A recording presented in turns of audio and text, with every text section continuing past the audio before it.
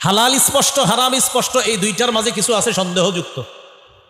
ফামানিত্তাকাল মুশাব্বাহাত ফাকাদ ইস্তাবরা লিদীনিহি ওয়া ইরজিহি, যেই ব্যক্তি সন্দেহযুক্ত জিনিস থেকে বাঁচলো সে তার দিন এবং তার মর্যাদা রক্ষা করলো। হালাল স্পষ্ট, হারাম স্পষ্ট। যেমন বলেন তো, আপন মায়ের সাথে দেখা দেওয়া কি? বলেন, বা সবাই চুপ রইলেন।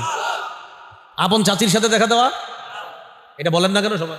হ্যাঁ, আপন চাচির সাথে দেখা দেওয়া হারাম, বলেন সবাই। মুখ দিয়ে আসতেছে না, কারণ দেখা তো দেন। আপন মায়ের সাথে দেখা দেওয়া হালাল, বলেন সবাই কি? আপন চাচির সাথে দেখা দেওয়া হারাম। হুজুর আমার ছোটবেলা থেকে কোলো করে মানুষ করছে, তো কি হয়েছে? হারাম।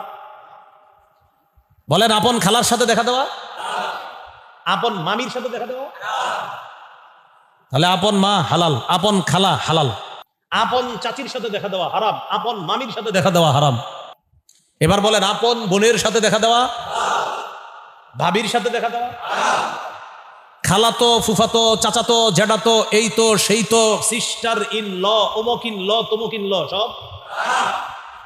তাহলে যত তো, খালাতো, জ্যাঠাতো, চাচাতো, মামাতো, ফুফাতো, তালাতো, এই তো, পাতানো, সেই তো, এই সব সে আমার বোনের মতো। মতো বোন না, নিজের মতো না, মানে মোবাইলে পরিচয় হয়েছে, আমার আসলে বোনের মতো, আমি তারে দিনই পরামর্শ দিই, আমি বোনের মতো, বোন না।